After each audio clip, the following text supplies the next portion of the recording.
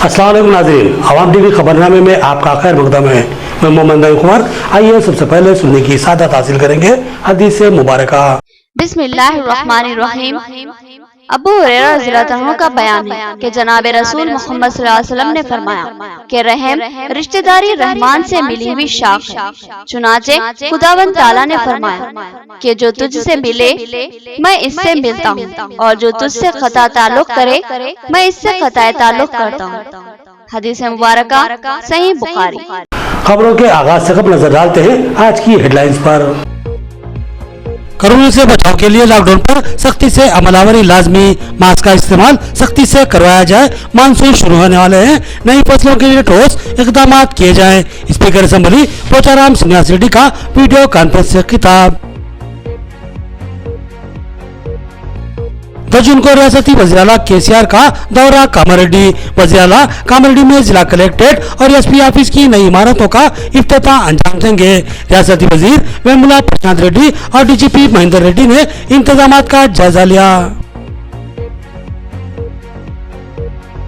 Chiranjeevi charitable trust की जानिब से मुफ्त ऑक्सीजन की सरबराही के सेंटर का आगाज। जिला कलेक्टर सी नारायण रेड्डी ने इफ्तिताह अंजाम दिया। कोरोना वबा की शिद्दत के दौरान ऑक्सीजन की किल्लत का मसला दरपेश था। इस सेंटर से जबरदस्त सहूलत हासिल होगी। नंदीपेट के 2 मौजाजात आयलापुर और कंटम में कोरोना के नए मुस्बित केस सामने आए हैं। मंडल हुक्काम ने चौकसी इख्तियार कर ली। मुकामी जिम्मेदारान ने लॉकडाउन में नरमी के औकात में तखफीफ कर दी। अब खबरें तफसील से। लॉकडाउन पर सख्ती से अमलावरी हमारी अहम जरूरत है। मास्क के इस्तेमाल को यकीनी बनाया जाए। मास्क न लगाने और लॉकडाउन की खिलाफ वर्जी करने वालों के खिलाफ कार्रवाई की जाए। रियासती स्पीकर असेंबली पोचाराम श्रीनिवास रेड्डी का वीडियो कॉन्फ्रेंस से खिताब। उन्होंने ओहदेदारों को मुख्तलिफ हिदायत जारी की। रियासती स्पीकर असेंबली पोचाराम श्रीनिवास रेड्डी ने हैदराबाद में वाक़ अपनी सरकारी रिहायशगाह से वीडियो कॉन्फ्रेंस से खिताब किया। उन्होंने कामारेड्डी जिले के बांसवाड़ा हल्के के अवामी नुमाइंदों और ओहदेदारों से वीडियो कॉन्फ्रेंस के जरिए खिताब किया और अहम हिदायतें जारी की। इस वीडियो कॉन्फ्रेंस में डीसीसीबी चेयरमैन पोचाराम भास्कर रेड्डी के अलावा मंडल के अहम ओहदेदार और अवामी कायदीन ने हिस्सा लिया। इस मौके पर पोचाराम श्रीनिवास रेड्डी ने सख्ती के साथ हिदायत दी कि लॉकडाउन पर बांसवाड़ा शहर के अलावा दही इलाकों में मौसर अमलावरी को यकीनी बनाया जाए और खिलाफ वर्जी करने वालों के खिलाफ सख्त कार्रवाई की जाए। उन्होंने मास्क के सख्ती से इस्तेमाल की जरूरत पर जोर दिया और कहा कि हर हाल में मास्क के इस्तेमाल पर जोर दिया जाए और आवाम को मास्क के इस्तेमाल के लिए बाशऊर बनाया जाए और किसी भी शख्स को मास्क के बगैर बाहर निकलने की इजाज़त कतई न दी जाए। उन्होंने कहा कि धान की खरीदी के मराकिज़ पर सोशल डिस्टेंस की पाबंदी को यकीनी बनाया जाए और दीगर एहतियाती इक़दाम को रूब अमल लाया जाए। रियासती स्पीकर असेंबली ने कहा कि मानसून आ रहे हैं, लिहाजा नई फसलों की काश्त के इक़दाम पर तवज्जो मरकूज की जाए और किसानों को मुमकिन ताउन फराहम किया जाए। उन्हें बर वक्त खाद और बीज की सरबराही अमल में लाई जाए और नवंबर में आने वाली तूफानी हवाओं से फसलों के बचाव के इक़दाम की भी मंसूबा बंदी की जाए। पोचाराम श्रीनिवास रेड्डी ने कहा कि किसी किस्म की लापरवाही या कोताही हमारे लिए मुश्किलात खड़ी कर सकती है, लिहाजा मुस्तैदी के साथ खिदमत को यकीनी बनाया जाए। कोरोना बारी నుంచి తప్పించుకోవడానికి మాస్క్ ధరించాల్సిన పని ఉంది। తప్పనిసరిగా ప్రతి ఒక్కరూ మాస్క్ ధరించుకొని బయటకు రావాలి, మాస్క్ ధరించుకొని మాట్లాడాలి, మాస్క్ ధరించుకొని తిరగాలి। నంబర్ 1। నంబర్ 2, వ్యాక్సినేషన్ గ్రామ సర్పంచులు ముఖ్య నాయకులు వ్యాక్సినేషన్ బాన్స్వాడ ఆసుపత్రి కానీ మీ హనుమాన్పేట ఆసుపత్రి కానీ ప్రాథమిక ఆరోగ్య కేంద్రాలు కానీ వ్యాక్సినేషన్ ఉన్న కాడికి తప్పనిసరిగా వ్యాక్సినేషన్ తీసుకోవాలి। ఎందుకంటే ఇది చాలా అవసరం। అమెరికాలో కరోనా రాకుండా దూరం చేసుకోగలిగారు కాబట్టి నా రిక్వెస్ట్ మీ అందరికీ గ్రామ నాయకులకు మండల నాయకులకు తప్పనిసరిగా వ్యాక్సినేషన్ 2 డోసులు తీసుకోండి। అది కరోనా వచ్చినా కాపాడుతుంది మనం। ఆ విధంగా దయచేసి ఈ కరోనా విషయంలో జాగ్రత్త పడండి। అనవసరంగా పని లేకుండా రోజు నేను బాన్స్వాడకు వస్తాను, హోటల్లో కూర్చుంటాను, ఎట్లా అంటే ఇప్పుడు రోహిణి కార్తెలో 4 పోసుకున్న వాళ్ళు అంటే రోహిణి కార్తె అంటే మే 24-25 తారీఖు, వారు జూన్ 24-25 తారీఖు నాటు మొదలైతుంది. మళ్ళీ అక్టోబర్ 15 తారీఖు తర్వాత రెండో పంటకు నార్మల్ పోసుకోవడానికి నవంబర్ మొదటి వారంలో నార్మల్ పోసుకుంటే మార్చి 15 తారీఖు కోతలైపోతాయి. అటువంటి రైతులకు ఎన్ని లాభాలు ఉంటాయంటే వడగళ్ల వాన బాధ ఉండదు, అకాల వర్షాల బాధ ఉండదు, తుఫాన్ల బాధ ఉండదు. మరొక ముఖ్యది మొదటి పంట వస్తుంది కాబట్టి కొనుగోలు కేంద్రాలలో కూడా చివరిలో ఏ బాధలైతే మనం ఎదుర్కొన్నామో మొదట ఈ బాధలు ఉన్నాయి, లారీలు దొరుకుతాయి. 10 जून को रियासती वज़ीर-ए-आला केसीआर का दौरा कामारेड्डी। वो अपने दौरे के मौके पर कामारेड्डी में नवतामीर शुदा जिला कलेक्ट्रेट और एसपी ऑफिस की इमारतों का इफ्तिताह अंजाम देंगे। रियासती वजीर मेमुला प्रशांत रेड्डी ने वज़ीर-ए-आला के प्रोग्राम के इंतजाम का जायजा लिया। रियासती वज़ीर-ए-आला केसीआर 10 जून को कामारेड्डी जिले का दौरा करेंगे। इस मौके पर वो कामारेड्डी में नए तामीर किए गए जिला कलेक्ट्रेट ऑफिस और एसपी ऑफिस की इमारतों का इफ्तिताह अंजाम देंगे। इस सिलसिले में जिला इंतजामिया की जानिब से हंगामी पैमाने पर इंतजाम किए जा रहे हैं। रियासती वज़ीर-ए-आला के दौरे के सिलसिले में किए जाने वाले इंतजाम का रियासती वजीर R&B मेमुला प्रशांत रेड्डी ने जायजा लिया। इस मौके पर इनके हमरा गवर्नमेंट विप गंपा गोवर्धन के अलावा director general of police Mahendra Reddy भी मौजूद थे। इस मौके पर रियासती वजीर ने कामारेड्डी जिला हुकाम को सख्ती के साथ हिदायत दी के इंतजाम को इंतहाई चौकसी के साथ खतयत दी जाए और निहायती बारीकी के साथ सियानती इंतजाम को यकीनी बनाया जाए।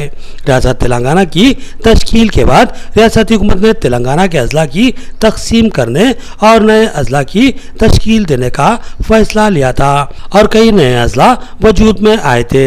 निजामाबाद जिले को तकसीम करते हुए कामारेड्डी जिले की तश्कील अमल में लाई गई।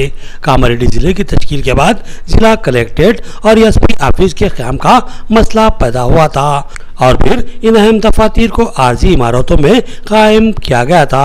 इसी तरह दीगर दफातर भी आर्जी इमारतों में शुरू किए गए थे और फिर कामारेड्डी में जिला कलेक्ट्रेट और पुलिस सुपरिटेंडेंट ऑफिस की इमारतों की तामीर करवाई गई, जो कि अब मुकम्मिल हो चुकी है और 10 जून को रियासती वज़ीर-ए-आला इन इमारतों का इफ्तिताह अंजाम देंगे। इस मौके पर कामारेड्डी जिला कलेक्टर सुधार्थ शबीता भी रियासती वजीर के हमरा मौजूद थे। कोरोना के दूसरे मरहले में ऑक्सीजन की किल्लत का संगीन मसला लाक हुआ था, जिसके बाद जिला इंतजामिया के अलावा कई फलाही रजाकाराना तंजीमों ने ऑक्सीजन की फराहमी के इंतजाम किए। चिरंजीवी चैरिटेबल ट्रस्ट की जानिब से निजामाबाद में ऑक्सीजन सेंटर का क़याम अमल में लाया गया। जिला कलेक्टर सी नारायण रेड्डी ने इस सेंटर का इफ्तिताह अंजाम दिया। चिरंजीवी चैरिटेबल ट्रस्ट की जानिब से जिला निजामाबाद में ऑक्सीजन सेंटर का क़याम अमल में लाया गया। इस सेंटर का जिला कलेक्टर सी नारायण रेड्डी ने इफ्तिताह अंजाम दिया। इस मौके पर जिला कलेक्टर ने कहा कि कोरोना के दूसरे मरहले में ऑक्सीजन की शदीद ज़रूरत लाक हुई थी। बेशुमार अफराद को ऑक्सीजन के हसूल के लिए मुश्किलात का सामना करना पड़ा था। कोरोना के मुतासरीन का ऑक्सीजन लेवल कम हो जाता है, लिहाजा इनको ऑक्सीजन की शदीद ज़रूरत लाक रहती है और बहुत से ऐसे भी लोग हैं जो कोरोना का शिकार होने के बाद इलाज करवा चुके हैं और सेहतयाबी पा चुके हैं। इनको भी कई दिनों तक ऑक्सीजन की ज़रूरत लाक रहती है।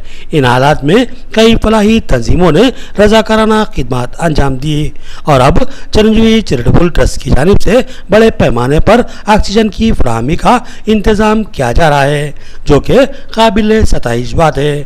इस मौके पर ट्रस्ट के जिम्मेदार ने बताया कि चिरंजीवी चैरिटेबल ट्रस्ट की जानिब से तेलंगाना के 10 अजला में इस तरह के ऑक्सीजन सेंटर्स का क़याम अमल में लाया गया है, जहाँ फिल्म स्टार्स चिरंजीवी और पवन कल्याण की जानिब से मुफ्त ऑक्सीजन सरबराही का इंतज़ाम किया जा रहा है। निजामाबाद में भी इस ऑक्सीजन सेंटर का क़याम अमल में लाया गया है, जिसमें जिला collector C Narayan Reddy, MLA Baji Reddy Govardhan, ZPTC बाजी रेड्डी जगन के अलावा दिगर का ज़बरदस्त ताउन शामिल है।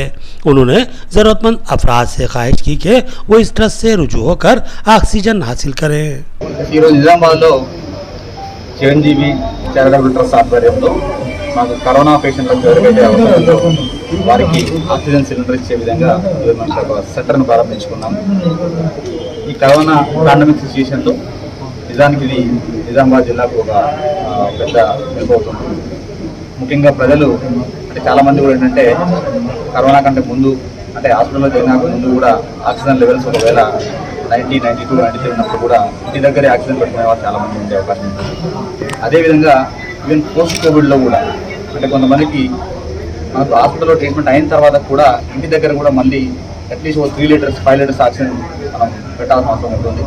సో అట్లాంటి వాళ్ళకు ఇప్పుడు మనం ఇక్కడ నుంచి అంటే ఈ యొక్క ట్రస్ట్ నుంచి ఆక్సిజన్ సిలిండర్స్ ఇవ్వడం అనేది అందులో కూడా చాలా వరకు ఏంటంటే నీడీ పర్సన్స్కి అంటే ముఖ్యంగా ఊరెస్టాబ్లిష్ ఉన్న పర్సన్స్కి ఇవ్వడం అనేది జరుగుతుంది. కాబట్టి వాళ్ళందరికీ చాలా హెల్ప్ అవుతుంది.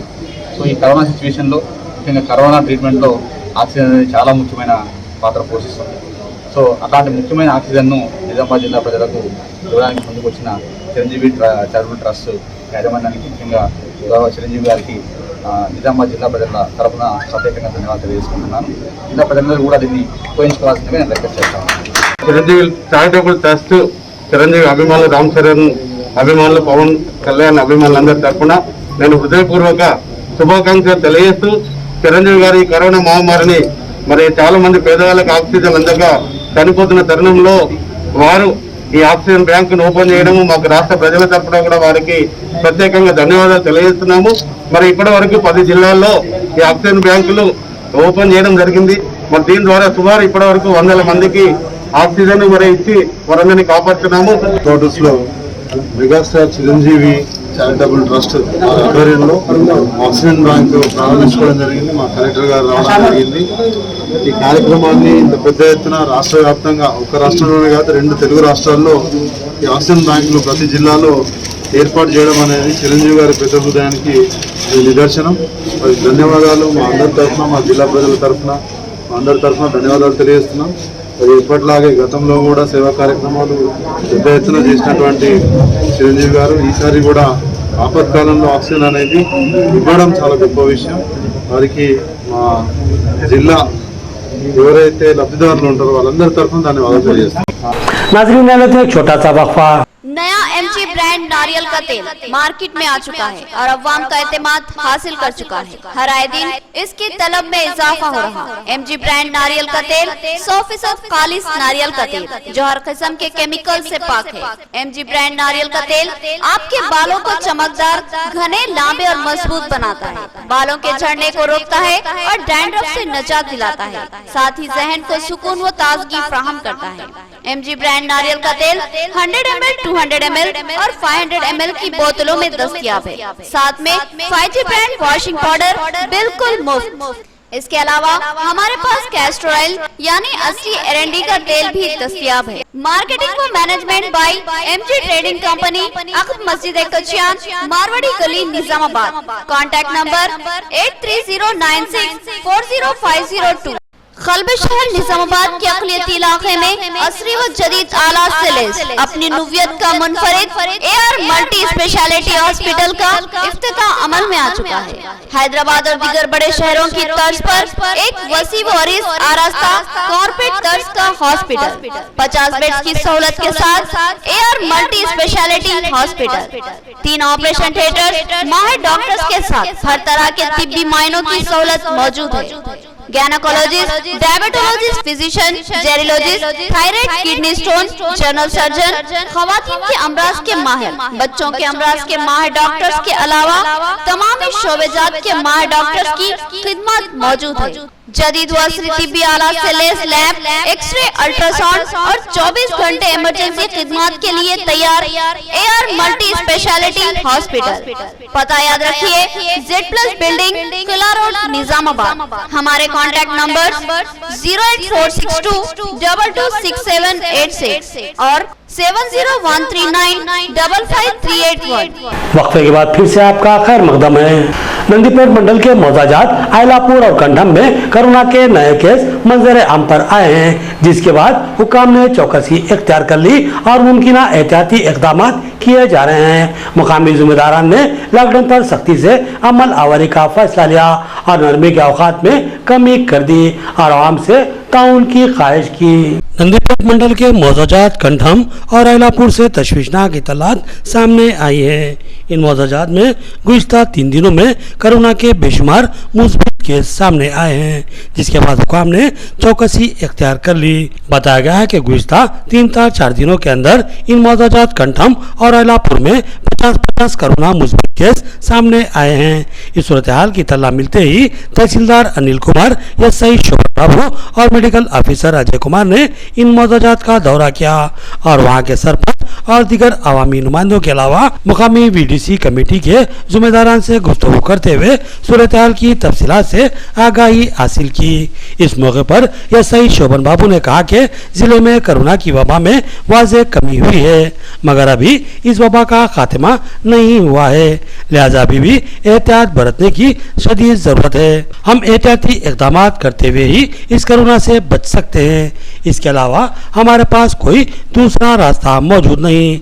उन्होंने बताया कि इन मोजाजात में कोरोना के नए मुस्बित केसों के सामने आने से सूरत हाल तशवीशनाक बन चुकी है, लिहाजा हुकाम ने चौकसी इख्तियार कर ली है और आवाम को इस सिलसिले में मुमकिन तौर पर बाशऊर बनाने और एहतियाती इक़दाम पर अमल पैरा करने के इक़दाम किए जा रहे हैं और लॉकडाउन पर सख्ती से अमलावरी की जाएगी और मुतासिरीन को बर वक्त तिब्बी इमदाद की फराहमी को यकीनी बनाया जाएगा। इस मौके पर अयलापुर सरपंच साहिर रेड्डी ने कहा कि कोरोना की मौजूदा सूरत हाल को देखते हुए दोनों ही मोजाजात के जिम्मेदारान ने मशावरत के बाद तय किया कि लॉकडाउन पर सख्ती से अमल आवरी की जाएगी और इन मोजाजात में सुबह 6 बजे से 10 बजे तक ही छूट रहेगी और उसके बाद लॉकडाउन पर सख्ती के साथ अमल किया जाएगा। उन्होंने आवाम से ताउन करने और इस वबा के खात्मे के लिए जद्दोजहद में साथ देने की अपील की। इस मौके पर दोनों मोजाजात के सरपंच, नायब sarpanch, society chairman, PDC committee सदूर, एमपीटीसी, वार्ड मेंबर्स और मुकामी नौजवानों की बड़ी तादाद मौजूद थी। నందిపేట మండలంలో గత కొన్ని రోజుల నుండి విపరీతమైన పెరిగిన కేసుల్లో అందరూ స్వచ్ఛందంగా లాక్డౌన్ చేసుకొని ప్రతి విలేజ్లో కూడా లాక్డౌన్ చేసుకోవడంతో కరోనా కేసులు అనేది తగ్గుముఖం పట్టినాయి.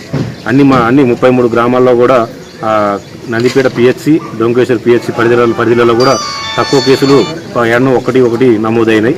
కాకపోతే ఈ మధ్యన ఒక 4-5 రోజుల నుంచి వారం రోజుల నుండి ఈ కమటము మరియు ఐలాపూరు గ్రామాల్లో కరోనా అనేది కొంచెం విస్తరిస్తుంది, విపరీతంగా పెరుగుతున్న కారణాలు కమటం విలేజ్లో కొంచెం ఒక కుటుంబము వేరే ఒక ప్రదేశానికి గుట్ట జాతరకని పోవడం జరిగింది. అక్కడ కందూరు చేయడంతో అక్కడ వచ్చినటువంటి ఇతర వ్యక్తులతోటి కరోనా రావడంతో ఆ వ్యక్తులు ఇక్కడ టెస్టులు లేకుండా మళ్ళీ ఈ ఉపాధి హామీ పథకం ఎన్ఆర్జీఎస్ పనులలో పనిచేయడంతో ఆ వైరస్ అనేది కొంచెం స్ప్రెడ్ కావడం జరిగింది కమటం విలేజ్లో.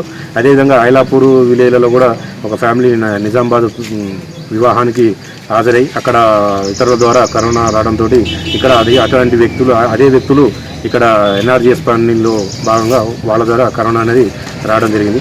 ఈ విధమైన కారణాల వల్ల ఈ 2 విలేజ్లో కూడా కరోనా అనేది మళ్ళీ విపరీతంగా పెరగడం అనేది స్టార్ట్ అయింది. దీని విషయంలో కూడా నేను ఎంఆర్ఓ సార్ గారు, ఎంపీడీఓ సార్ గారు, నందిపేట పిహెచ్సి డాక్టర్ గారు అజయ్ కుమార్ గారు, కమటం సంబంధించినటువంటి గ్రామ సర్పంచ్, ఉప సర్పంచ్, వీడీసీలు, ఎంపీటీసీ గారు, ఊరు పెద్దలు అందరూ కూడా ఈరోజు కమటం విలేజ్లో కూడా సమావేశం జరిగింది. అదేవిధంగా ఐలాపూర్ గ్రామంలో కూడా సర్పంచ్ గారు, ఉప సర్పంచ్ గారు, వీడీసీ గారు, చైర్మన్ గారు, ఉప సర్పంచ్ గారు అందరూ కూడా ఉన్నటువంటి గ్రామ పెద్దలు, యూత్ అందరూ కూడా వాళ్ళ యొక్క నిర్ణయంతో ఇలా మీటింగ్ పెట్టడం జరిగింది. ఈ పెరుగుతున్న కరోనా విషయంలో ఏ విధంగా నిర్ణయాలు తీసుకుంటే మనం కరోనా కట్టడి చేయగలుగుతాం అనే ఉద్దేశంతో మాట్లాడడంతో మళ్ళీ వారు అంతటా కమటం విలేజ్ కావచ్చు, ఐలాపూర్ విలేజ్ కావచ్చు, ఆ ఊరు ఉన్నటువంటి వారందరూ స్వచ్ఛందంగా మళ్ళీ ఈ కొంచెం సెల్ఫ్ లాక్డౌన్ అనేది పెట్టుకోవడం జరిగింది. దీంట్లో ముఖ్యంగా ఈ 2 మార్నింగ్ 6 to 8 అనేది వారు స్వచ్ఛందంగా పెట్టుకొని చేసుకున్నారు. వీటిల్లో ముఖ్యంగా ఈ విలేజ్లో సూపర్ స్ప్రెడర్స్ ఎవరైతే ఉన్నారో వాళ్ళకి టెస్టులు చేయించేసి ఆ రిలాక్సేషన్ ఉన్న టైంలో చేసుకొని తర్వాత వాళ్ళు స్వచ్ఛందంగా లాక్డౌన్ పెట్టుకోవడం శుభదాయకం. వాళ్ళందరికీ నాకు ప్రత్యేక. మన విలేజ్లో చాలా కరోనా ఎక్కువైతున్నది. అందుమూలంగా మన ఎస్ఐ గారు, మరి అలాగే మన డాక్టర్ గారు, ఇంకా ఎంఆర్ఓ గారు అందరూ వచ్చి కంపల్సరీ ఇక్కడ మనం ఆపితేనే బాగుంటుంది, లేకుంటే ఇంకెక్కువవుతుంది అని చెప్పి సార్ వచ్చారు. దానికి అందరం నేను, ఉప సర్పంచ్, ఎంపీటీసీ, అలాగే చైర్మన్, మాజీ చైర్మన్, గ్రామ వీడీసీ సభ్యులు అందరం ఒక తాటికి వచ్చి కంపల్సరీ రేపటి నుండి ఆదివారం నుండి ప్రొద్దున 6 గంటల నుండి 10 గంటల వరకు రిలీవ్ ఇచ్చి అక్కడి నుండి లాక్డౌన్ చాలా కఠినంగా ఉంటుంది కాబట్టి ఎవరు కూడా ఇంట్లో నుండి బయటకు వెళ్ళకూడదు. ఖచ్చితంగా మీరు లాక్డౌన్లో ఉండాలి. ఏదైనా అత్యవసరంగా ఉంటే చెప్పి కంపల్సరీ వెళ్ళండి, కానీ అవసరం లేనిది బయటకు వెళ్ళకూడదు. గ్రామ ప్రజలందరికీ నమస్కరించి చెప్తున్నాను. ఖచ్చితంగా మీరు ఇది పాటించాలి. అన్నగా మీరు ఎవరంటే వాళ్ళకు మీరు మరవకుండా చేయకుండా ఖచ్చితంగా మాకు సహకరించాలని, మీ గురించే మేము చేస్తున్నాం, మాకు కూడా మీరు సహకరించాలి. మా ఇంటికి కాదు, మనందరి గురించి. సార్ అందరూ అంతా కష్టపడి అంతా చేస్తున్నారు కాబట్టి మనం కూడా వాళ్ళకి సహకరించి చేద్దామని మీ అందరి తరఫు నుంచి నేను వినవించుకొని మీ అందరికీ నమస్కారం మళ్ళీ చెప్తున్నాను. ఖచ్చితంగా మీరు పాటించి బయటకు వెళ్ళకుండా చూడండి. हुकूमत अगर लॉकडाउन को मौसर बनाना चाहती है तो फिर पहले गरीब खानदानों के खाने पीने का इंतजाम करे। मौत दोनों ही सूरतों में है। कोरोना से डर कर घर में बैठे तो फिर फाकों से भी मौत का इम्कान मौजूद है। गोली सोडा फरोख्त करने वाली एक खातून के ख्यालात, इसने लॉकडाउन को गैर जरूरी और आवाम के लिए मुसीबत करार दिया। लॉकडाउन की खिलाफवर्जी करते हुए अहम शाहरा पर गोली सोडा फरोख्त करने की इत्तला मिली है। एक खातून जिसका नाम वेंकटम्मा है, वो इस कौमी शाहरा पर एक ठेला मंडी में गोली सोडा फरोख्त करने का कारोबार करती है। अब इस लॉकडाउन के दौरान इसका कारोबार चल रहा है या नहीं, ये अलग बात है, लेकिन इसकी जानिब से लॉकडाउन की खिलाफवर्जी की इत्तलात मंजर आम पर आई, जिस पर उससे रब्त पैदा करके इस खिलाफवर्जी के ताल्लुक से सवाल किया गया, जिसके जवाब में वेंकटम्मा ने जो कहा है वो काबिल गौर बात है। इसको आसानी के साथ कतई नज़रअंदाज नहीं किया जा सकता। उसने कहा कि हम अगर लॉकडाउन की खिलाफवर्जी करेंगे तो कोरोना से हमारी मौत होगी, और अगर हम लॉकडाउन की पाबंदी करेंगे तो फिर भूख से मर जाएंगे। इस खातून ने कहा कि गुज़िश्ता लॉकडाउन में मुसलसिल 3 माह तक इसके खानदान ने भूख फाकाकशी का सामना किया था, और महज 5 किलो चावल में खानदान का गुजारा नहीं होता। पकवान के लिए मजीद सामान की भी ज़रूरत पड़ती है, और लॉकडाउन में इसका इंतज़ाम मुश्किल मामला था। लिहाजा कई खानदान भूखों फाकाकशी का शिकार हुए थे, और कई कोरोना से नहीं बल्कि भूख से फौत हो गए थे। इस खातून ने कहा कि अगर लॉकडाउन पर अमल करेंगे तो हमारे बच्चे भूखों फाकाकशी से मर जाएंगे। इस खातून ने कहा कि हुकूमत को चाहिए कि वो पहले ऐसे खानदान जो रोज़ कमाते हैं और रोज़ खाते हैं, इनकी इमदाद के इक़दाम करे। बहुत से खानदान ऐसे होते हैं जिनके पास दूसरे दिन खाने के लिए कुछ भी नहीं बचता, तो फिर ऐसे खानदान क्या करें, क्या ये लोग भूख से मर जाएं? वेंकटम्मा ने कहा कि मौत दोनों सूरतों में मौजूद है। कोरोना से भी मर सकते हैं और घरों में रहें तो फाकों से भी मौत हो सकती है। लिहाजा हमने हालात का सामना करने और अपने खानदान की कफालत करने का फैसला लिया है। उन्होंने कहा कि रियासत में लॉकडाउन की कतई ज़रूरत नहीं है। अगर हुकूमत लॉकडाउन पर मौसर अमलावरी चाहती है तो फिर उसको सबसे पहले गरीब खानदानों के खाने पीने का इंतज़ाम करना चाहिए। इस मौके पर एक नौजवान ने भी इसी तरह के ख्यालात का इजहार किया। सर సహకార దవాఖాన ఉంది, ప్రభుత్వ దవాఖానలు ఉన్నాయి అంటున్నారు సార్. మరి మేము అదే భరోసా మాకేమైనా వచ్చినా మేము వెళ్తాం. రేపు పొద్దున మా ప్రాణాలు నిజంగా తిరిగి వస్తాయన్న నమ్మకం మాకు ఏంటి? అదేమంటే ప్రైవేట్ దవాఖాన లక్షలు పోసిన వాళ్ళే వెళ్ళిపోతున్నారు అంటున్నారు. మరి రేపు పొద్దున మా పరిస్థితి మీ ఎటు కానీ అడగలేని పరిస్థితుల్లోనే మేము ఉంటున్నాం కదా. బీమార్లు వచ్చినా కానీ మేము ఎటు అడగలేని పరిస్థితుల్లో మేము ఉంటున్నాం కదా. మరి మా కోసం అడిగేవాళ్ళు ఎవరు, చూసేటోళ్ళు ఎవరు? మాకు ఏదైనా ఇబ్బంది వస్తే పట్టించుకునేటోళ్ళు ఎవరు? మా పరిస్థితుల గురించి ఆలోచించారా సార్? మరి లాక్డౌన్ పెట్టాం మీ ప్రాణాల కోసం అంటున్నారు. మా ప్రాణాల కోసం ఆలోచించి మరి మాలాంటి లేని వాళ్ళ గురించి ఏమైనా ఆలోచించారా? మాకు ఆధార్ కార్డులు లేవు, బియ్యం కార్డులు లేవు. సరే బియ్యం కార్డులోనే అంటే మేము ఎడకెళ్ళి తెచ్చుకోవాలా? మేము ఎవరిని వెళ్ళి అడగాలా? సరే బియ్యం కార్డులోనే అంటారు. వచ్చే 10 కిలోల బియ్యం తోటే మా ఇల్లు ఎట్టగడుతుంది. లేదు ఇంకొకళ్ళు వచ్చి ఇంకొకటి సాయం చేస్తారు, ఒక 5 కిలోల బియ్యం. ఆ 5 కిలోల బియ్యం ఉంటే సరిపోతుంది సార్. మరి ఇంట్లోకి అన్ని ఖర్చులు ఉంటాయి కదా సార్. ఇంట్లో మనం వంట చేస్తున్నామంటే అన్ని ఖర్చులు, కూరగాయలు బీరగాయలు అన్ని ఖర్చులు ఉంటాయి. సరే ఇచ్చే 100 రూపాయలతో మాకు ఏ లెక్కలో మేము సంబంధించుకోవాలా? ఏ లెక్కలో మేము బతకాలా? అంటే ఈ బాధల కోసం బీమార్లు తెచ్చుకోవాలి అనుకోవాలా? ఈ బాధలు సరే లక్షల కొద్ది ఉన్న వాళ్ళు తిప్పుకుంటారేమో సార్. మరి ఆ లక్షలు మా దగ్గర లేవు కదా. కనీసం 100 రూపాయలు ఉంటే 1000 రూపాయలు కనపడుతుంది, 1000 రూపాయలు ఉంటే 10,000 కనపడుతుంది, 10,000 ఉంటే 1,00,000 రూపాయలు కనపడుతుంది మాలాంటి లేని వాళ్ళకి. మరి మీ ఇల్లు ఎవరిని అడగాలి? కనీసం ఒక భూమి లేదు, కనీసం ఒక ఆస్తి లేదు, మళ్ళీ ఏమి లేదు. ఏమి లేకపోతే ఉన్నవాడికి ఏదో ఆస్తి చూసి ఏదో ఒక 50,000 సాయం చేస్తారేమో, ఏదో ఆస్తి చూసి వాళ్ళ దగ్గర రేపు కడతారండి. మేము ఏం తాకట పెట్టాలా? ఏం తాకటకి వెళ్ళి మేము తెచ్చుకొని తినాలా? మీరు కడితే ఇస్తామంటున్నారు. ఏడకెళ్ళి ఏం మీరు తింటాకే బతుకుతానికి దిక్కు లేదు. మా పైసలు మేము ఇస్తే మీరు ఏడకెళ్ళి తెచ్చి కడతా ఉంటున్నారు. ఇచ్చే రుణాలు ఇచ్చేటోళ్ళు పోయిన సంవత్సరమే అటు ఇటు కొట్టుకొని దాకా ఉన్నాం. ఏదో ప్రాణాలతో దేవుడు బట్టి ప్రాణాలతో ఉంటున్నాం. దేవుడు తీసుకెళ్తే ఎవరేం చేయలేము సార్. మేము పెట్టి వెళ్తారు అంటే ఆకలి ఉన్నప్పుడు తింటారు కానీ లేనప్పుడు తింటగలుగుతారు సార్. పొట్లా ఇస్తారు, ఎన్నిసార్లు ఇస్తారు? నేను 10 మంది ఉండికొచ్చి పెడతారు. ఏదో ఒక పూట తింటాం, 2వ పూటకి వస్తూనే ఉంటాం. రోజు 2 పూటలు తినే ఒక పూట తినికి వస్తూనే ఉంటాం సార్ మేము. అదే మీ పనికి పోతే ఏదో వచ్చిన 100-200లతో ఒక 50 రూపాయలు బాకీ కట్టుకున్నా కానీ నమ్మి ఇచ్చేటోళ్ళు ఇస్తారు. మరి వచ్చేది 100 రూపాయలు అయితే ఏ బాకీ కట్టాలా? ఎవరిని అడగాల? అంటే అమ్ముంటే అమ్మనేళ్ళు అడుగుతాం ఆకలి అవుతుందని. गरीबों क्या से वो 250 वाले घर में बैठ के खाते हैं, हम गरीबों क्या खाना? काम कर तो खाना है, तो काम करके खाना पड़ रहा. कोई लाके राशन पानी कोई भी नहीं डाल रहा, मेहनत करे खाना पड़ रहा. अब इन छोड़ा वाले आंध्रा से छोड़ के यहाँ आए. अब इन लोगों का कारोबार बंद होगा तो कैसा? हमारा माल तो नहीं बिक रहा, रेडीमेड माल आ रहा हैदराबाद से. हमारा माल कोई भी नहीं रह रहा, हमारा कोई देख रहा नहीं. गरीबों को कैसा करना? आज तो बड़े बड़े आदमी क्या कर रहे हैं? ये गरीबों का नुकसान है ना, गरीबों का. जो कुछ पैसे पीछे दिया तो अच्छी बात है, ये लॉकडाउन निकाल दो ना, क्या परेशानी है? हम करे तो खाना पड़ रहा, बंद है लॉकडाउन. ये दोपहर तक करे 200 रुपये क्या बचत? बच्चे को खिलाना, घर वाले खिलाना, अम्मा बाप खिलाना, क्या खिलाते? आखिर में देखेंगे हेडलाइन से एक बार फिर। कोरोना से बचाव के लिए लॉकडाउन पर सख्ती से अमलावरी लाजमी, मास्क का इस्तेमाल सख्ती से करवाया जाए, मानसून शुरू होने वाले हैं, नई फसलों के लिए ठोस इकदाम किए जाएं। स्पीकर असेंबली पोचाराम श्रीनिवास रेड्डी का वीडियो कॉन्फ्रेंस से खिताब। 10 जून को रियासती वज़ीर-ए-आला केसीआर का दौरा कामारेड्डी। वज़ीर-ए-आला कामारेड्डी में जिला कलेक्ट्रेट और एसपी ऑफिस की नई इमारतों का इफ्तिताह अंजाम देंगे। रियासती वज़ीर वेमुला प्रशांत रेड्डी और डीजीपी महेंद्र रेड्डी ने इंतजामात का जायजा लिया।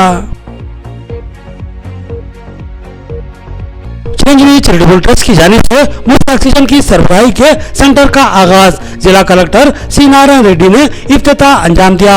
कोरोना वबा की शिद्दत के दौरान ऑक्सीजन की किल्लत का मसला दरपेश था, इस सेंटर से जबरदस्त सहूलत हासिल होगी।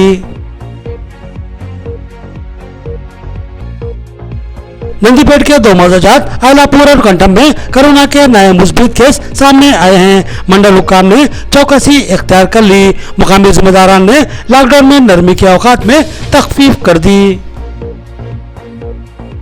खबरें इतनी ही, नई खबरों के साथ फिर मुलाकात होगी, तब तक के लिए दें इजाजत। अल्लाह हाफिज।